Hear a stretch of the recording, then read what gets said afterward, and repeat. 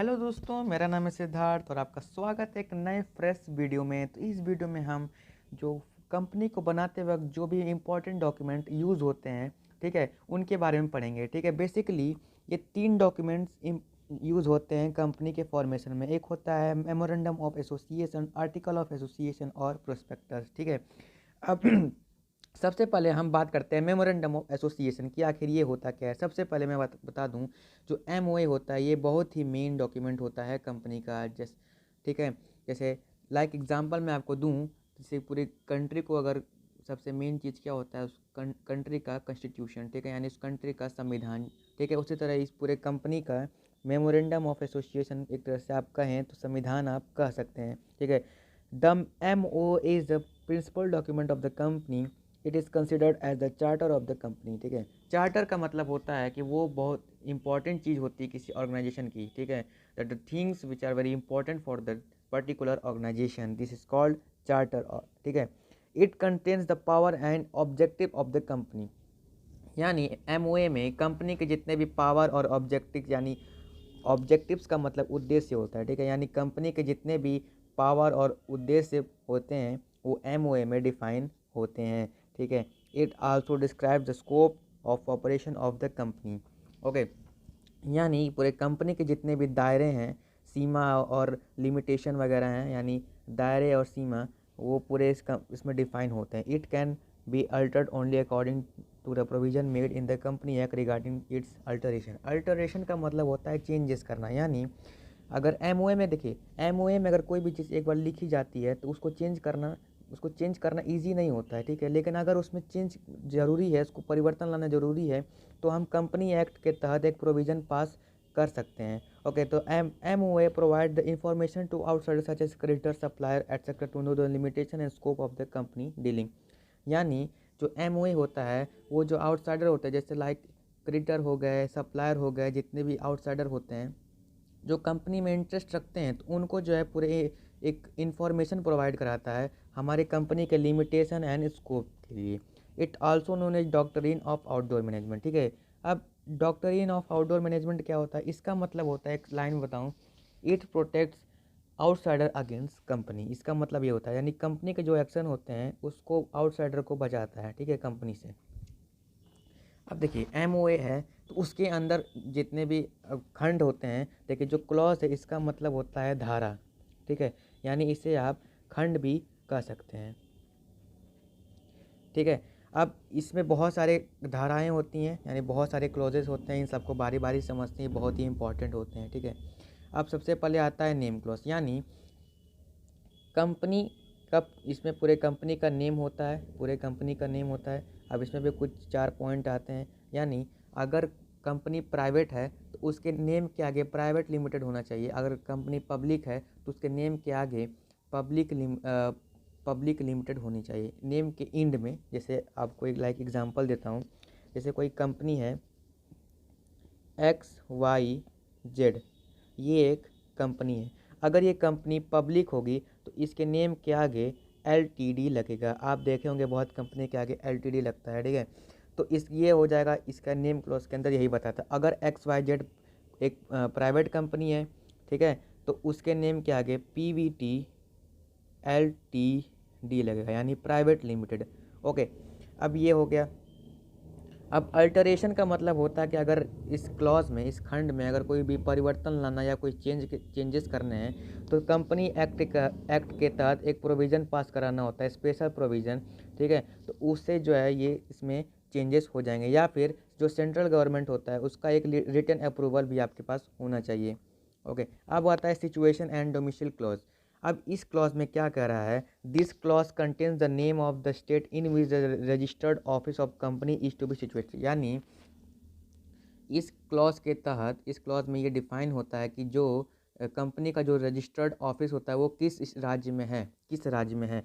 Registered office का ये मतलब है कि जो एक तरह से कंपनी का हेडक्वार्टर, यहाँ जहाँ पर जिस ऑफिस में कंपनी के जो इंपॉर्टेंट डॉक्यूमेंट्स वगैरह होते हैं वो वहाँ रखे जाते हैं। ठीक है, अब company must have registered office when it start अब इट्स बिजनेस और with in 30 days of A registration which ever is earlier. ठीक है, अब कंपनी रजिस्ट्रेशन के 30 डेज़ के अंदर जो है इसको पूरा ये अब बताना होता है, ठीक। अब इसमें अल्टरेशन आप देख लीजिएगा, अल्टरेशन ज़्यादा कुछ है नहीं, बस इतना समझ लीजिएगा एक स्पेशल एक्ट या फिर किस तरह हम इसमें कोई चेंजेस ला सकते हैं, उसका मतलब वही होता है अल्टरेशन का। ओके, अब आता है ऑब्जेक्ट क्लॉज।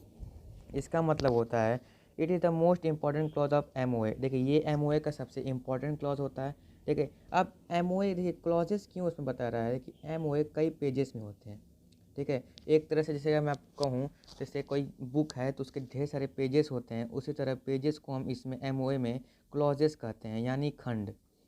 ओके, तो ऑब्जेक्ट क्लॉज में क्या कह रहा है, it contains the main object of company and other secondary objective which the company पर मे परस्यू। ओके, अब इसमें क्या कर रहा है, कंपनी के जो मेन उद्देश्य हैं उस इस क्लॉज में लिखे होते हैं, ठीक है। अब इसमें कुछ चीज़ें आ जाएंगी, ज़्यादा कुछ है नहीं। अल्टरेशन बहुत इजी चीज़ें हैं, बस क्या उसे कैसे उसमें चेंज कर सकते हैं, बस स्पेशल रेजुलेशन को पास करना है या फिर कंपनी लॉ बोर्ड से परमिशन लेना है, तो इसमें जो है चेंजेस आ जाएंगे। अब लियाबिलिटी क्लॉज क्या कर रहा है, this clause define the liability of member of the company in case of company limited by share.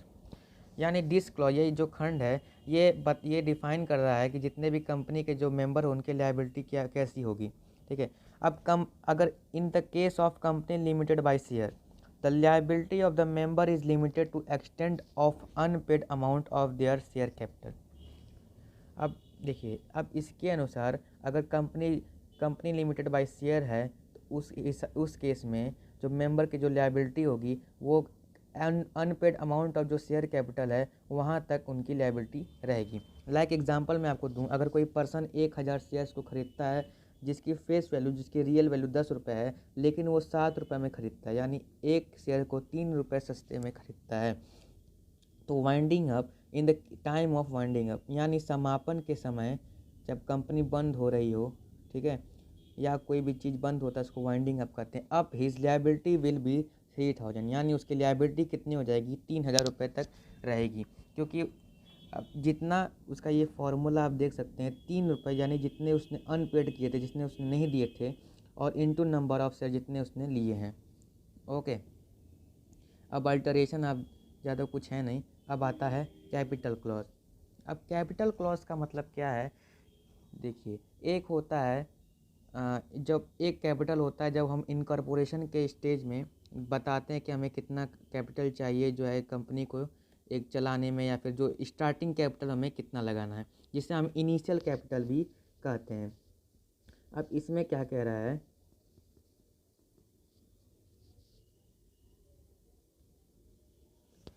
अब इसमें क्या कह रहा है कैपिटल क्लॉज के अनुसार, अब पूरे लाइफ टाइम में कंपनी को कितना कैपिटल को चाहिए होता है उसको रजिस्टर करवाना होता है इस खंड में, ठीक है। अब जैसे इसमें देख सकते हैं, this clause specify the amount of share capital with which company is to be registered.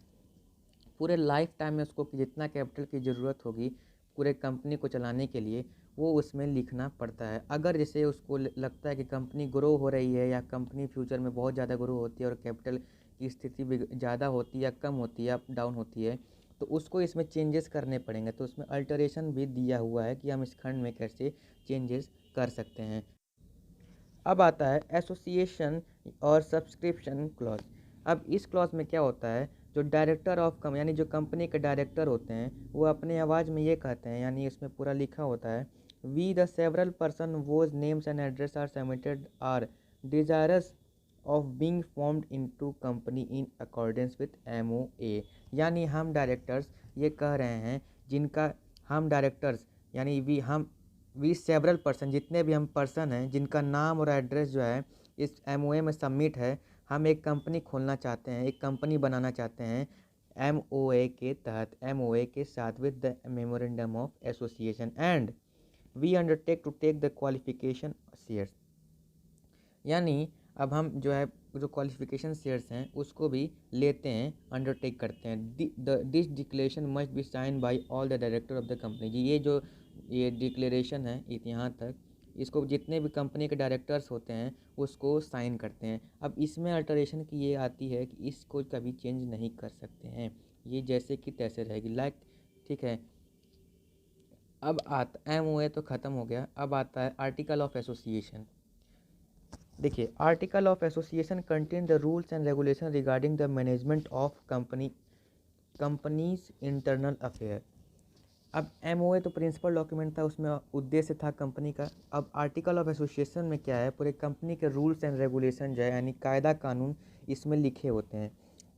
इसमें मैनेजमेंट से जुड़े कि किस पर्सन का क्या रूल होगा, क्या ड्यूटीज़ होगा, क्या पावर होगा, ठीक है। मैनेजर्स का क्या राइट्स हो सकता है, क्या राइट होगा यानी क्या उनके ड्यूटीज़ वगैरह होंगे, ये सब उनके इसमें AOA में डिफाइन होता है।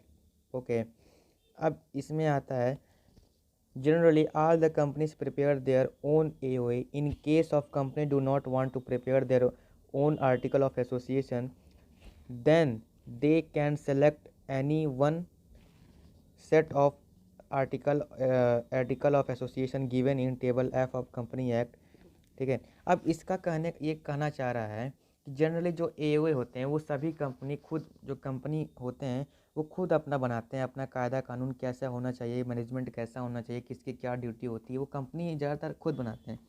लेकिन जो कंपनी बनाना नहीं चाहते हैं, ठीक है, या फिर बनाते नहीं हैं, वो क्या करते हैं, देखिए टेबल F ऑफ कंपनी यानी कंपनी एक्ट में एक टेबल F नाम का एक होता है, जिसके अंदर बहुत सारे आर्टिकल ऑफ एसोसिएशन होते हैं। तो कोई भी कंपनी अगर जिसको बनाना नहीं है वो जाके उसमें से कोई भी चूज़ कर सकता है अपने कंपनी के लिए। अब देखिए, in table F of company act 99 model set of article of association are given. देखिए टेबल F, जो company act of table F है, उसमें 99 यानी 99 जो सेट होते हैं AOA के, उसमें दिए होते हैं। अब कोई भी कंपनी 99 में से कोई भी चूज़ करके अपने कंपनी के लिए ले सकती है।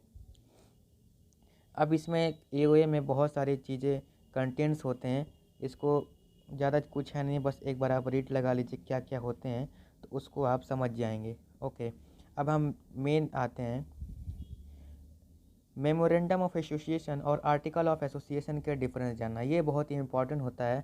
आप अगर डिफरेंस जान लेंगे तो आपको ज़्यादा पढ़ने की भी ज़रूरत नहीं पड़ेगी, आपको समझ में आ जाएगा। देखिए नेचर, ठीक है, यानी इन दोनों का एक तरह से मीनिंग वगैरह। अब MOA is the charter of the और the constitution of the company, यानी जो MOA है वो कंपनी का कॉन्स्टिट्यूशन है, जिससे कि आपको मैंने बताया था पूरे कंपनी का एक संविधान है। ये एक बहुत ज़रूरी होता है, बहुत इंपॉर्टेंट है पूरे कंपनी के लिए। AO refers to the bylaws of the company for smooth and internal management of the company। AOA जो होता है वो एक तरह से पूरा कंपनी का कानून होता है या कायदा, रूल्स और रेगुलेशन होता है, जिससे कंपनी जो है बहुत अच्छे से चल सके। बिना रूल्स एंड रेगुलेशन के कोई भी कंपनी सर्वाइव नहीं कर पाएगी। अब स्कोप यानी इनके दायरे क्या हैं, it defines the object and power of the company. अब ये जो हैं कंपनी के जो है ऑब्जेक्ट अब और जो पावर्स होते हैं कंपनी के, वो इसमें डिफाइन होता है, यानी कंपनी के क्या उद्देश्य हैं और क्या पावर्स हैं ये इसमें डिफाइन होता है। It contains rules and regulation for carrying out day to day operation, यानी जो रोज़ाना के काम हैं उनको करने के जो रूल्स एंड रेगुलेशन होते हैं वो AOA में कंटेन होते हैं। अब स्टेटस के बारे में बात करते हैं, इन दोनों का स्टेटस क्या है। व्हाट्सएप वाला स्टेटस नहीं है, कम पढ़ाई वाला स्टेटस की बात हम बात कर रहे हैं। It is the fundamental document of a company, it supersedes the articles, ठीक है। ये जो है पूरे कंपनी का फंडामेंटल होता है। जैसे आप पिछले क्लासेस में हमने सेल क्लास साइंस में बायोलॉजी में जो सेल्स हमने पढ़े थे, तो उसमें हम करते हैं cell is the fundamental units of life. उसी तरह ये पूरे कंपनी का फंडामेंटल डॉक्यूमेंट है। उसी तरह AO क्या है, it is a supplementary document of company, ये कंपनी का सप्लीमेंट्री डॉक्यूमेंट है। अब लीगल इफेक्ट के बारे में बात करें तो ये क्या चीज़ है, acts done beyond the scope of memorandum are void.